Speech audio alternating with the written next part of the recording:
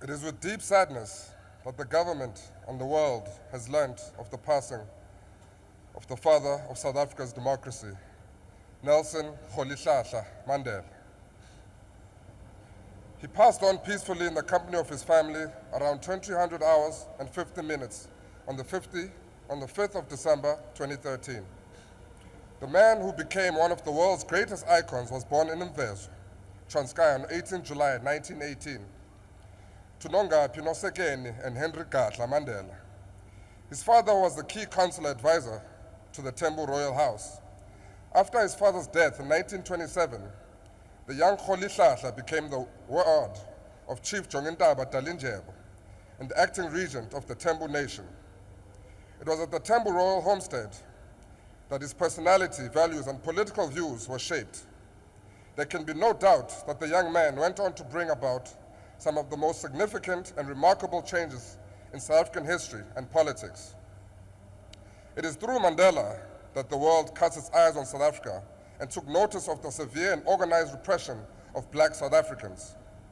Yet it is also through Mandela that the world would learn the spirit of endurance, the triumph of forgiveness, and the beauty of reconciliation.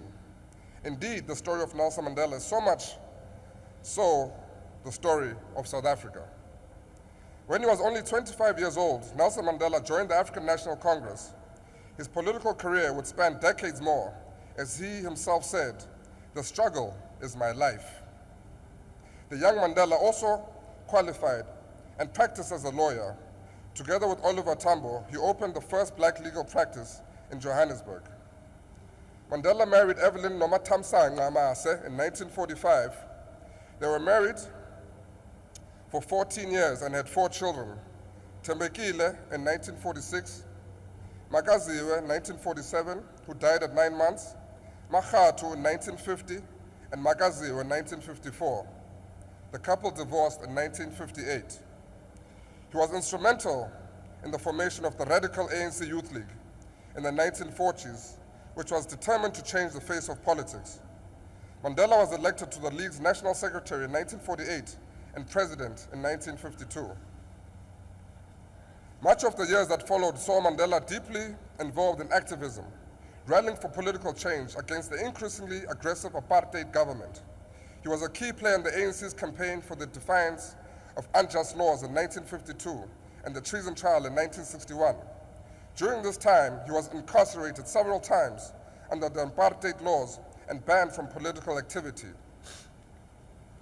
Realizing that the ANC needed to prepare for more intensive struggle, he became an instrumental force behind the formation of a new section of the liberation movement, Umkhonto Wesizwe, MK.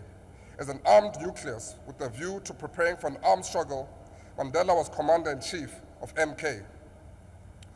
On 14 June 1958, Nelson and Winnie Madikizela were married at a local Bizana church. They had 2 children, Zanani in 1958 and Zinziswa in 1960. In April 1992, they were separated and finally divorced in 1996. He left the country in 1962 and traveled abroad to arrange guerrilla training for members of MK. On his return to South Africa, he was arrested for illegally exiting the country and incitement to strike. Mandela decided to represent himself in court. While on trial, Mandela was charged with sabotage in the Rivonia trial. This is his famous statement from the dock made in 1964.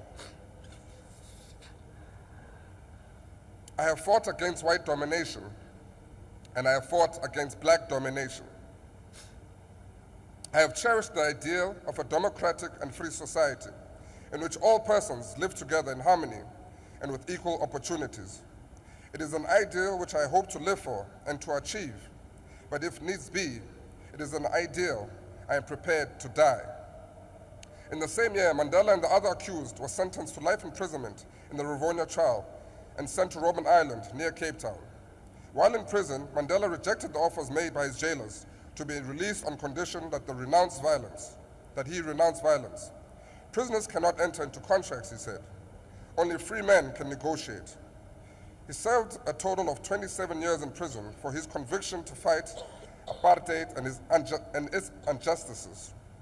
Released on 11 February 1990, Mandela plunged wholeheartedly into his life's work, striving to attain the goals he and others had set out almost 4 decades earlier.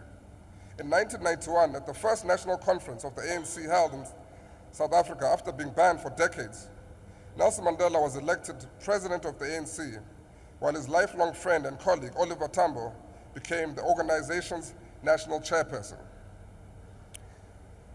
In a life that symbolizes the triumph of a human spirit, Nelson Mandela accepted the 1993 Nobel Peace Prize along with F.W. de Klerk. And on behalf of all South Africans who suffered and sacrificed so much to bring peace to our land, the era of apartheid formally came to an end on April 27, 1994, when Nelson Mandela voted for the first time in his life, along with his people. However, long before that date, it had become clear, even before the start of negotiations at the World Trade Center in Kempton Park, that the ANC was increasingly charting the future of South Africa. Nelson Rolihlahla Mandela was inaugurated as president of a democratic South Africa on 10th May 1994. This world icon worked tirelessly, even after the achievement of democracy in South Africa, to continue improving lives. Even as he retired from politics, his attention shifted to social issues, such as HIV and AIDS, and the well-being of the nation's children. As a testimony to his sharp political intellect, wisdom, and unrelenting commitment to make the world a better place, Mandela formed a prestigious group called the Elders, and an independent group of eminent global leaders who offer their collective influence and experience to support peace building, help address major causes of human suffering, and promote the shared interest of humanity. Mr. Mandela is survived by his wife Graça, 3 daughters, 18 grandchildren, and 12 great-grandchildren. Sithi Dalipo.